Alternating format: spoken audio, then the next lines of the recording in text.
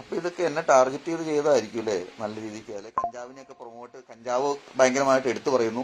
എന്റെ പേരിൽ കഞ്ചാവ് കേസ് ഉണ്ടെങ്കിൽ പോലീസ് പറയട്ടെ, എന്റെ പേരിൽ കഞ്ചാവിന്റെ ഒരു കേസും ഇല്ല. മണൽ കേസ് ഒരു കേസുണ്ട്.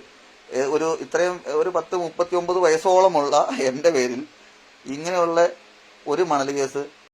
നിവിൻ പോളിക്കെതിരെ പരാതി കൊടുത്ത യുവതിയുടെ ഭർത്താവ് ഇന്നലെ ഫേസ്ബുക്കിൽ ഒരു ലൈവ് വന്നിട്ടുണ്ടായിരുന്നു. എന്നിട്ട് ആ സുന്ദര കില്ലാടി അവരുടെ ഈ ഒരു വിഷയത്തിൽ, അതായത് നിവിൻ പോളിക്കെതിരെ ഇവർ കേസ് കൊടുത്തതും അത് സംബന്ധിച്ച് ഇവർ ഈ നമ്മുടെ മാധ്യമങ്ങളിലൊക്കെ വന്ന് നിന്ന് സംസാരിച്ചപ്പോഴത്തേക്ക് ഇവരുടെ കയ്യിൽ നിന്ന് കുറച്ച് പിഴവുകളൊക്കെ സംഭവിച്ചല്ലോ. അപ്പൊ ഇതെല്ലാം വെച്ച് റിയാക്ട് ചെയ്ത യൂട്യൂബേഴ്സിനെ എല്ലാം നല്ല ഒന്നാന്തരം തെറി വിളിക്കുന്നുണ്ട് ഈ കൂട്ടുകാരൻ. അപ്പം അത് നമുക്കൊന്ന് കാണാം. അതിനകത്ത് കുറച്ച് കാര്യങ്ങൾ ഈ സുന്ദര കില്ലാടി പറയുന്നുണ്ട്, എല്ലാം നമുക്ക് പൊളിച്ച് കൈ കൊടുക്കാം. അപ്പൊ വീഡിയോ കണ്ടുകൊടുക്കോ. ഈ FIR വന്നു കഴിഞ്ഞതിന് ശേഷം ഞങ്ങളൊന്നും അറിയുന്നില്ല ഈ FIR വന്നു എന്നുള്ള കാര്യം. ഞങ്ങളിവിടെ കിടന്ന് ഉറങ്ങാൻ തുടങ്ങിയ ഞങ്ങളുടെ അടുത്തേക്ക് ഒരു 4-5 വണ്ടി ക്യാമറയും ചാനലുമായിട്ട് വന്ന് എണീൽപ്പിച്ച് അവർ വന്നിട്ട് ഈ കാര്യങ്ങൾ പറഞ്ഞിട്ട് ഇങ്ങനെ പോലീസ് FIR ഇട്ടിട്ടുണ്ട്, അതിനെക്കുറിച്ച് എന്താണ് പറയാനുള്ളത്, 2 വാക്ക് പറയൂ എന്ന് പറഞ്ഞിട്ട് പെട്ടെന്ന് വന്നിട്ട് ആ പറഞ്ഞ കാര്യങ്ങളാണ് അന്ന് തലേദിവസം കേട്ടത്. തലേദിവസം കേട്ടിട്ട് ഒരു പ്രമുഖ ചാനലിലെ വ്യക്തികൾക്ക് രാവിലെ തന്നെ വേണമെന്ന് പറഞ്ഞ് രാവിലെ 6 മണിക്കാണ് വീട്ടിൽ വന്ന് വിളിച്ചെടുക്കുന്നത്. തലേ ദിവസം ഈ പറയുന്ന ഈ അഭിമുഖങ്ങളും ഈ ചോദ്യങ്ങളും ഒക്കെ ആയിട്ട് ഒരു 10-12 മണിയോളായിട്ടാണ് കിടന്നുറങ്ങുന്നത്. പിന്നെ എണീക്കുന്നത് ഈ രാവിലെയാണ്.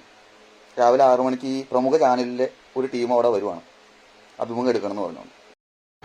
ഈ പ്രമുഖ ചാനലിന്റെ ടീം അങ്ങോട്ട് വന്ന ഉടനെ അണ്ണൻ എന്തിനാ വായും പൊളിച്ച് ഭാര്യയും കൊണ്ട് അങ്ങോട്ട് പോയത്? അല്ല, എനിക്ക് അറിയാൻ പാടില്ല. എന്തിനാ വായും തുറന്ന് അവരുടെ ഫ്രണ്ടിലോട്ട് ചെന്ന് വാ തുറന്ന് പറയായിരുന്നല്ലോ.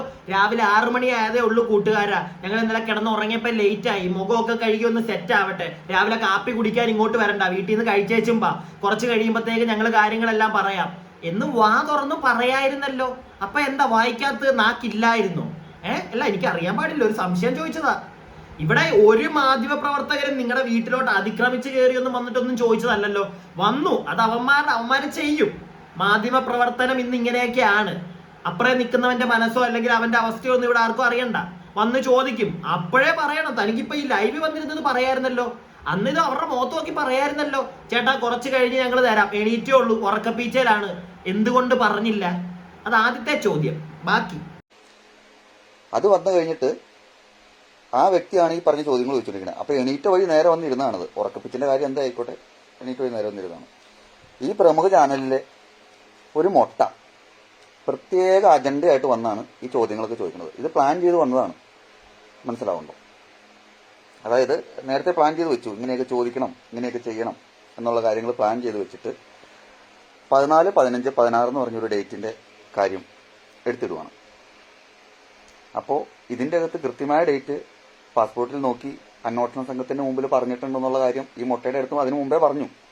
മൊട്ട പറയുന്ന കാര്യങ്ങൾ പൂർത്തിയാക്കിയിട്ട് കേൾക്കാൻ സമ്മതിക്കാതെ ഇടയ്ക്ക് പെട്ടെന്ന് കയറി മൊട്ട ഓരോ കാര്യങ്ങൾ പറഞ്ഞുകൊണ്ടിരിക്കും. അതാണ് ശരിക്കും ഇവിടെ സംഭവിച്ചത്.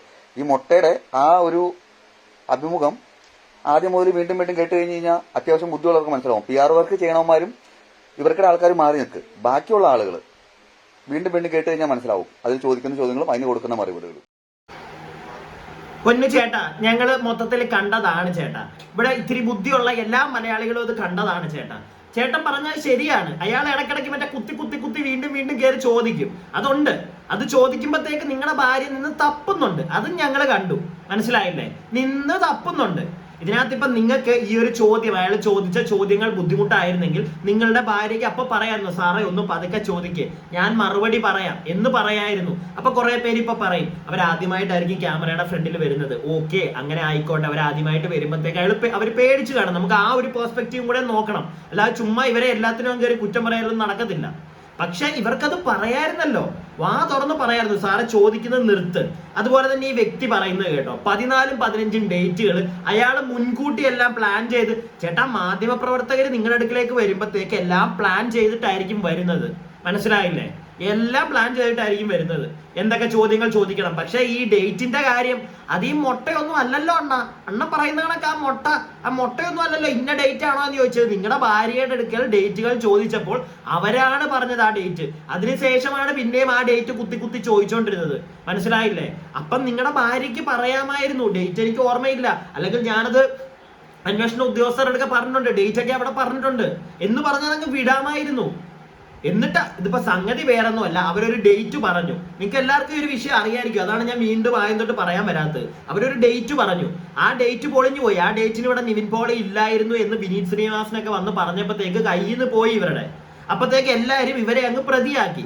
അത് ഈ അണ്ണനും ഭാര്യയ്ക്കും ഒക്കെ അങ്ങ് പൊട്ടി. പ്രത്യേകിച്ച് ഈ അണ്ണൻ അന്ന് തൊട്ട് മറ്റേ ചൊരപ്പ ഇരുന്നു കുത്തുക മറ്റേ ഫേസ്ബുക്കിനകത്ത് വന്നിരുന്ന്. എന്നിട്ട് ഈ വീഡിയോയിൽ ഈ ലൈവിൽ തന്നെ ഇയാൾ എന്നെ തെറിയ വിളിക്കുന്നതറിയോ? ഞാൻ അതൊന്നും ഇവിടെ കേൾപ്പിക്കുന്നില്ല, അതിന് നമുക്ക് പണിയാവും, അതുകൊണ്ടാണ് കേൾപ്പിക്കാത്തത്.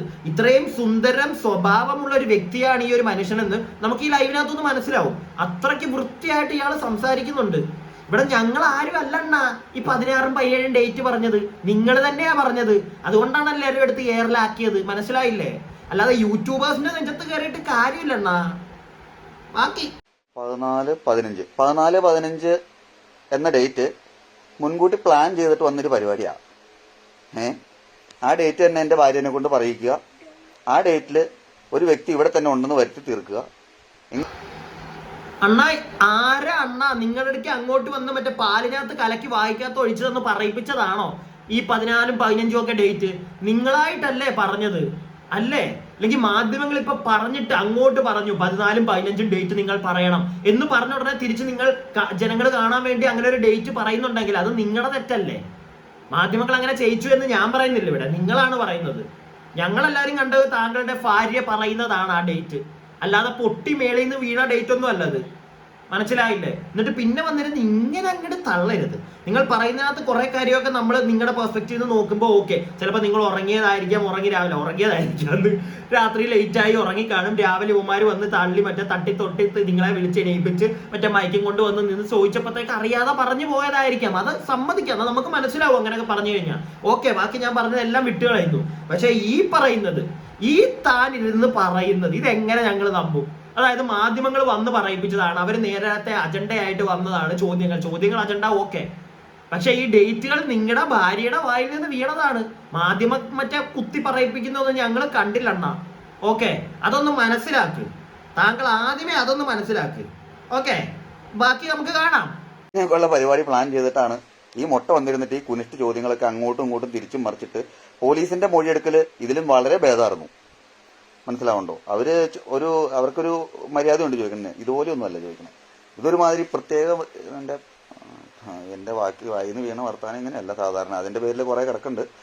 അപ്പൊ ഞാനിപ്പോ കുറച്ച് മാന്യമായിട്ട് സംസാരിക്കാം. അവസാനം ഈ കുറച്ച് ആൾക്കാർക്കോട് ഞാൻ പറയാം, അത് ലാസ്റ്റ് അത് അങ്ങോട്ടൊക്കെ ഉള്ള അതിന് മാത്രമുള്ളവർ വന്നാൽ മതി, ബാക്കിയുള്ള ആൾക്കാർ ഇത് മാത്രം കേട്ടാൽ മതി. അണ്ണ നല്ല മാന്യനാണ്. ഇത്രയും നല്ലൊരു മാന്യനെ ഇവിടുത്തെ പോലീസും സമൂഹവും ഒക്കെ തലയിൽ തന്നെ എടുത്ത് വെക്കണം. അണ്ണനെ ഒന്നും പറയരുത്, അണ്ണനാണ് the perfect man of Kerala. അങ്ങനെ ഒരു അവാർഡ് ഉണ്ടെങ്കിൽ അണ്ണനും കൊടുത്തേക്ക്, അത്ര സൂപ്പറാ. പിന്നെ അവസാനം പറയാന്ന് പറയുന്നില്ല, നല്ല തെറി പറയുന്നുണ്ട് ഇവിടെ, യൂട്യൂബേഴ്സിനെയൊക്കെ നല്ല തെറി. ഞാനത് കേൾപ്പിക്കുന്നില്ല, വെറുതെ എന്തിനാ കേൾപ്പിക്കുന്നില്ല. പക്ഷെ അണ്ണൻ ഈ പറയുന്ന യൂട്യൂബേഴ്സ് എല്ലാരും കൂടെ ആണ് അണ്ണന്റെ മറ്റേ കീർ തന്നത് അങ്ങോട്ട്. അത് കയ്യിരിപ്പിന്റെയാ, മനസ്സിലായില്ലേ? ഓരോന്ന് കാണിക്കുമ്പോ ആലോചിക്കണം അണ്ണ. നിങ്ങൾ തന്നെയാണ് നിങ്ങളുടെ ഫേസ്ബുക്കിൽ ഓരോ കൊണ എഴുതി വിടുന്നത്. ഞാനിവിടെ ഒരു പോസ്റ്റർ കാണിച്ചു തരാം. അണ്ണന്റെയും ചേച്ചിയുടെ ഒക്കെ ഫോട്ടോ ഒക്കെ ബ്ലർ ആക്കിയിട്ടേ ഞാൻ കാണിക്കുന്നുള്ളൂ. ചേച്ചി ഉള്ളതുകൊണ്ട് ചേച്ചിയുടെ ഫോട്ടോ അങ്ങനെ പുറത്തു വിടാൻ പറ്റത്തില്ല, അതുകൊണ്ട് ഞാൻ കാണിക്കുന്നില്ല. ഈ അണ്ണന് വന്ന് മറ്റേ ലൈവ് വന്നിരുന്ന അണ്ണൻ ഈ കൊണ അടിച്ചോണ്ടാട്ടോ അണ്ണന്റെ. ഞാൻ ആദ്യമേ ആലോചിച്ചു ഈ അണ്ണന്റെ ഫേസും കൂടെ ബ്ലർ ചെയ്ത് കാണിക്കാന്ന്. പിന്നെ ആലോചിച്ച് എന്തിനാ ഇവൻ വന്നിരുന്ന ഈ കൊണ അവന്റെ വൈഫാണ് കേസ് കൊടുത്തിരിക്കുന്നത്. അവരുടെ നമുക്ക് അക്കോർഡിംഗ് ടു ലോ നമുക്കത് കാണിക്കാൻ പറ്റില്ല, ഞാൻ കാണിക്കത്തുമില്ല. പക്ഷെ ഇവന്റെ കാണിക്കാൻ ഇരിക്കേണ്ട ഒരു കാര്യമുണ്ടെന്ന് എനിക്ക് തോന്നുന്നില്ല. കാരണം അവൻ വന്നിരുന്ന അപരാധം പറയുന്നുണ്ട്, പിന്നെ നമുക്കെന്തിനാ അവന്റെ കാണിച്ചാൽ എന്താ പ്രശ്നം? ഒരു പ്രശ്നം ഉണ്ടെന്ന് എനിക്ക് തോന്നിയില്ല ഈ ഒരു കേസിൽ. അതുകൊണ്ടാണ് ഞാൻ ഇവന്റെ ബ്ലർ ചെയ്യാത്തത്. ഇവനെ എല്ലാരും ഒന്ന് കാണട്ടെ, ഇവന് നല്ല സുന്ദരനാ ഇവൻ. ബാക്കി പിന്നെ യൂട്യൂബ് ചാനലുകാർക്കെതിരെ പരാതി കൊടുത്തത്, ഇതിന്റെ അകത്ത് എന്താണ് സത്യം എന്ന് അറിയണമെന്നുള്ള ആൾക്കാർ ഒരഭിപ്രായം പറഞ്ഞിട്ടില്ല.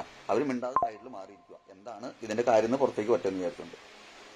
ഇതിന്റെ അകത്തുനിന്ന് പൈസ മേടിച്ച് ഇതിന് മുമ്പേ പറഞ്ഞായിരുന്ന കാര്യം, PR വർക്കാരെ ഉപയോഗിച്ചിട്ട് ഈ സൈസ് പരിപാടി. ഫൈസൽ മഞ്ചേരി പോക്കാണ് എന്നുള്ള കേസോടെ നിൽക്കട്ടെ.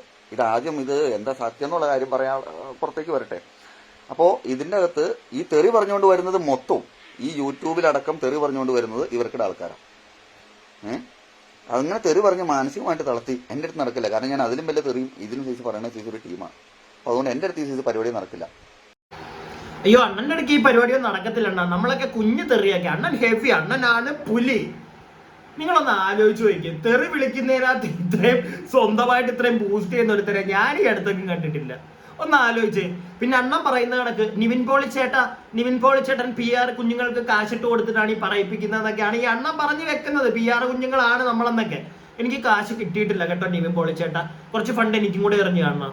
കാരണം അല്ലെങ്കിൽ ചേട്ടനൊന്ന് പറ ചേട്ടാ. ഈ മറ്റേ ഇപ്പൊ ഈ വീഡിയോ കാണുന്ന ചേട്ടനുണ്ടല്ലോ, ചേട്ടാ വീഡിയോ കാണുന്നുണ്ടെങ്കിൽ എന്റെ വീഡിയോ കാണുന്നുണ്ടെങ്കിൽ ചേട്ടനൊന്ന് നിവിൻ പോളിച്ചേട്ടനെ വിളിച്ച് പറ, എനിക്ക് കിട്ടിയിട്ടില്ല ചേട്ടാ. ആ PR കുഞ്ഞുങ്ങൾ എനിക്ക് മറ്റേ PR കുഞ്ഞുങ്ങളെന്ന് ഏതെങ്കിലും ഒരു ടീമിനെ ഏജൻസി ഏൽപ്പിച്ചിട്ടായിരിക്കുമല്ലോ ചെയ്യിക്കുന്നത്. അമ്മാരെ എനിക്ക് കാശ് തന്നിട്ടില്ല ചേട്ടാ, ഞാൻ ചുമ്മാ ഇരുന്ന് ചെയ്തോണ്ടിരിക്കുക. ചേട്ടൻ ഒന്ന് ഇടപെട്ട് ആ കാശൊന്ന് മേടിച്ചു കേട്ടാ. ചേട്ടനെ കൊണ്ടേ പറ്റുള്ളൂ. ചേട്ടൻ ഉറപ്പായിട്ടും ചേട്ടനെ കൊണ്ട് പറ്റും. അത് ചേട്ടനെ കൊണ്ടേ പറ്റുള്ളൂ. ബാക്കി അതുകൊണ്ടാണല്ലോ ഇത് ഇത്രയും വരെ എത്തിക്കാൻ, ഈ കേസ് ഇവിടം വരെ എത്തിയത്. പിന്നെ ഫേക്കാണോ എന്തൊക്കെയാണ് എന്നുള്ളതൊക്കെ പോലീസ് അന്വേഷിക്കട്ടെ.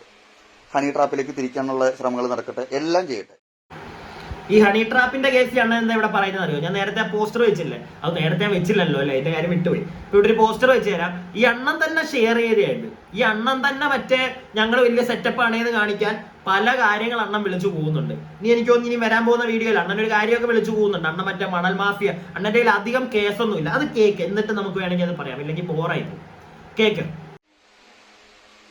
അപ്പൊ ഇതൊക്കെ എന്നെ ടാർഗറ്റ് ചെയ്ത് ചെയ്തതായിരിക്കും അല്ലേ, നല്ല രീതിക്ക്. അല്ലെ കഞ്ചാവിനെയൊക്കെ കഞ്ചാവ് ഭയങ്കരമായിട്ട് എടുത്തു പറയുന്നു. എന്റെ പേരിൽ കഞ്ചാവ് കേസ് ഉണ്ടെങ്കിൽ പോലീസ് പറയട്ടെ. എന്റെ പേരിൽ കഞ്ചാവിന്റെ ഒരു കേസും ഇല്ല. മണൽ കേസ് ഒരു കേസുണ്ട്. ഇത്രയും ഒരു 39 വയസ്സോളമുള്ള എന്റെ പേരിൽ ഇങ്ങനെയുള്ള ഒരു മണൽ കേസ്, ഒരു വണ്ടി ആക്സിഡന്റ് ആയ ഒരു കേസ്, ഇങ്ങനെയുള്ള 1-2 ചെറിയ കേസുകൾ മാത്രമേ ഉണ്ടായിട്ടുള്ളൂ. അല്ലാതെ ഈ പറഞ്ഞ കേസുകളൊന്നും ഉണ്ടായിട്ടില്ല. അപ്പൊ ഒരു പ്രശ്നക്കാരനും ക്രിമിനലും ആയ ഒരുത്തനാണെങ്കിൽ അവന്റെ പേരിൽ കുറെ കേസുകളും കൂട്ടങ്ങളും വരേണ്ടതാണ്. അതിപ്പോ നാട്ടുകാരോ ആളുകൾ അന്വേഷിച്ച് കഴിഞ്ഞാൽ അറിയാൻ പറ്റും എന്ത് സ്റ്റേഷനിലോ എന്തെങ്കിലും കേസുകളുണ്ടോ എന്നുള്ളത് അറിയാൻ പറ്റൂല. അത് അന്വേഷിക്കേണ്ടവര്. ഇതൊക്കെ അന്വേഷിച്ച് കണ്ടുപിടിച്ചതിന് ശേഷം ഇതിനൊക്കെയുള്ള തെളിവുകളോട് കൂടിയാണ് നീയൊക്കെ ഈ യൂട്യൂബിലേക്ക് ആരാധിക്കണമെങ്കിൽ അതിനൊക്കെ ഒരു മര്യാദയുണ്ട്. എന്റെ പൊന്നണ്ണ, അണ്ണനെ അപരാധിക്കാൻ മാത്രം ഞങ്ങൾ വളർന്നിട്ടില്ല അണ്ണ, ക്ഷമിക്കണ്ണ. ഇവൻ പൊട്ടനാണ്. ഇവൻ ദൈവത്തെ ഓർത്ത് ഇവന് കുടുംബക്കാരൊക്കെ ഉണ്ടെങ്കിൽ ഇവന് പറഞ്ഞ് മനസ്സിലാക്കി കൊടുക്കും. ഇവൻ എന്തായി വിളിച്ചു പോകുന്നതെന്ന്. എന്റെ വിചാരം മണല് കടത്തുന്നത് എന്തോ വലിയ സെറ്റപ്പുള്ള ആൾക്കാർ മാത്രമേ മണല് കടത്തത്തുള്ളൂ. ചെയ്ത ഒരു തെറ്റിനെ ഇവൻ ഇത്ര നിസ്സാരമായി കണ്ട് അതെന്തോ വലിയ കാര്യമായിട്ടൊക്കെ ഇവൻ പറയുന്നത്. നിങ്ങളൊന്ന് ആലോചിച്ച് നോക്കിയേ. അതുപോലെ തന്നെ ഞാൻ ഇവിടെ ഒരു പോസ്റ്റർ കാണിച്ചു തരാം. ഇതിന്റെ മുമ്പ് ഇവൻ തന്നെ ഷെയർ ചെയ്ത പോസ്റ്ററാണ് ഇതൊക്കെ. ഞാൻ നേരത്തെ പറഞ്ഞായിരുന്നു, അയ്യോ വിട്ടുപോയി. എന്താണെങ്കിലും ഞാൻ ഒന്നുകൂടെ വേണമെങ്കിൽ കാണിച്ചു തരാം. നേരത്തെ കാണിക്കുമെന്ന് എനിക്ക് അറിയത്തില്ല, ഞാൻ മറന്നുപോയി. അപ്പൊ എന്താണെങ്കിലും ഞാൻ ഇവന്റെ ഈ കാര്യം ആലോചിക്കുമായിരുന്നു. ഞാൻ പറഞ്ഞു, സത്യം പറഞ്ഞ ഒന്ന് ആലോചിച്ചാൽ നിങ്ങൾ ചെറിയ കേസേ ഉള്ളൂ മണല് കടത്ത്. എന്താ പറയണ്ടേ ഇവനെയൊക്കെ പറയണ്ടേ? ഇവന്റെ പേരിൽ ഇങ്ങനെയുള്ള കേസുകളൊക്കെ ഉള്ളതുകൊണ്ടും ഇവൻ വന്നിരുന്ന് ഇവന്റെ വർത്താനം ഇവൻ ഫേസ്ബുക്കിനകത്തോടെ ഈ പരിപാടിയൊക്കെ കാണിക്കുന്നത് കൊണ്ടാണ് എന്റെ പൊന്നു കൂട്ടുകാരാ നിന്നെ നമ്പാൻ ഇവിടെ ആർക്കും പറ്റാത്തത്. അത് നീ ആദ്യമേ ഒന്ന് മനസ്സിലാക്കണം. നിന്നെ എങ്ങനെ നമ്പും? നിന്റെ പേര് വലിയ കഞ്ചാവ് കേസില്ല, അതില്ല, മറ്റേതില്ല. എടാ നിന്റെയൊക്കെ കേസില്ലേ? നീ ഒരു ഉടായ്പാണെന്ന് തെളിഞ്ഞില്ലേ? പിന്നെ നീ വന്ന് ഫേസ്ബുക്കിനകത്തൂടെ കാണിക്കുന്ന ഈ കാട്ടായോ? പിന്നെ എങ്ങനെ നിന്നെ നമ്പും? അതിന്റെ ഇടയ്ക്ക് നിന്റെ ഭാര്യ വന്നിട്ട് ഈ പത്രക്കാരോട് സംസാരിക്കുമ്പോൾ, മാധ്യമങ്ങളോട് സംസാരിക്കുമ്പോൾ ഡേറ്റ് മാറിപ്പോകുന്നു. പിന്നെ എങ്ങനെ നിന്നെയൊക്കെ ഇവിടെ വിശ്വസിക്കും? എന്തെങ്കിലും ഒരു ബൈ ചാൻസ് നിങ്ങൾ പറയുന്നതിനകത്ത് ഒരു സത്യം ഉണ്ടെന്ന് വിശ്വസിക്കാൻ പറ്റിയിരുന്നെങ്കിൽ ഞങ്ങൾ എല്ലാവരും വിശ്വസിച്ചേനെ.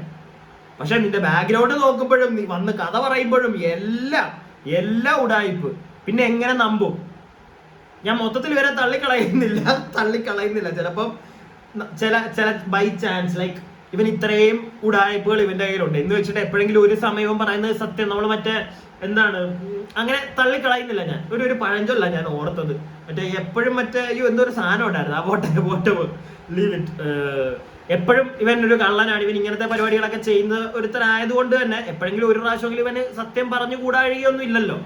ഇവൻ പറയുന്നത് സത്യമാണോ ഇല്ലയോ, അല്ലെങ്കിൽ വൈഫ് എന്ന് പറഞ്ഞത് നമുക്ക് അറിയത്തില്ല. പോലീസുകാർ എന്തായാലും തിരക്കിക്കൊണ്ടിരിക്കുകയാണ്. പോലീസുകാർ തിരക്കട്ടെ. അതുപോലെ തന്നെ പോലീസുകാർ തിരക്കിക്കൊണ്ടിരിക്കുകയാണ്, പോലീസുകാർ അന്വേഷിച്ചുകൊണ്ടിരിക്കുകയാണ്. അന്വേഷണം അങ്ങോട്ട് നല്ല രീതിയിൽ പോട്ടെ. ഇവൻ പറഞ്ഞതിനകത്ത് എന്തെങ്കിലുമൊക്കെ സത്യം ഉണ്ടെങ്കിൽ എനിക്ക് തോന്നുന്നില്ല ഇവൻ പറയുന്നതിനകത്ത്. അറിഞ്ഞൂടാ, വോട്ടോ പോലീസുകാർ അന്വേഷിക്കുകയല്ലേ, അന്വേഷണം പൂർത്തിയാവട്ടെ. അല്ലാതെ ഈ അണ്ണം പറഞ്ഞ കണക്ക് നമ്മൾ മൊത്തത്തിൽ അങ്ങോട്ട് അടിച്ചിവിടെ ഏതെങ്കിലും യൂട്യൂബർ നീ കള്ളനാണെന്ന് പറഞ്ഞതായിട്ട് എന്റെ അറിവിലില്ല കേട്ടോ.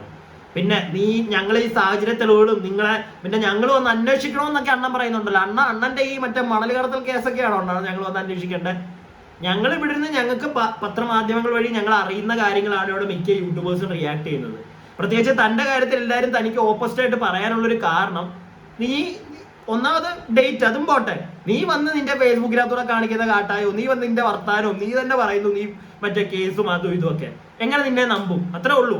അതുകൊണ്ട് മാത്രമാണ് കൂട്ടുകാരാ നിന്നെ എല്ലാവർക്കും സംശയം. ഓക്കെ, പിന്നെ ഇവനെ ആർക്കും സംശയം ഇല്ലാത്ത ആളുകളൊക്കെ ഉണ്ടെങ്കിൽ ഇത് പറയണം കേട്ടോ കമന്റ് ബോക്സിൽ. ഇവൻ സൂപ്പർ ആണെന്ന് നിങ്ങൾ വിശ്വസിക്കുന്നുണ്ടെങ്കിൽ ഒന്ന് പറ കേട്ടോ.